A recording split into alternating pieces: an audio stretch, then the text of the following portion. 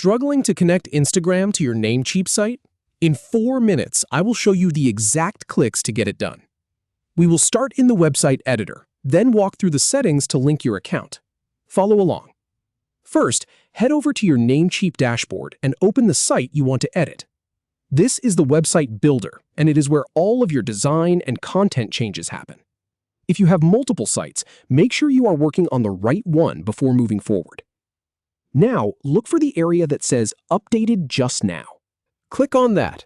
This is the section that shows you the latest changes to your site, and it is also where we will find the settings for your social media links. You might have to scroll a little, but it should be easy to spot. Next, locate the social media settings by clicking the highlighted area.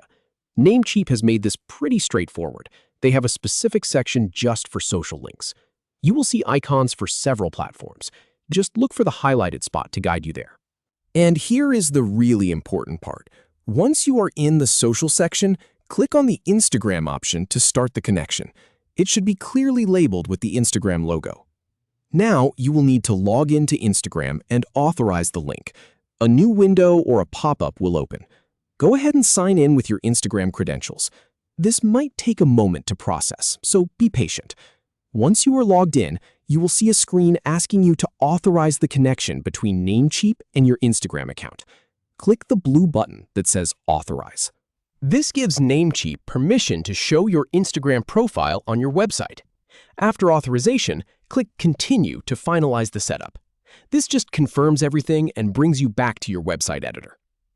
Now check your website preview to see if the Instagram icon appears. You can use the preview option in the editor to see how your site looks to visitors. The icon should show up in the social media section, usually in the footer or wherever you placed it. Finally, save your changes and publish the site to make it live.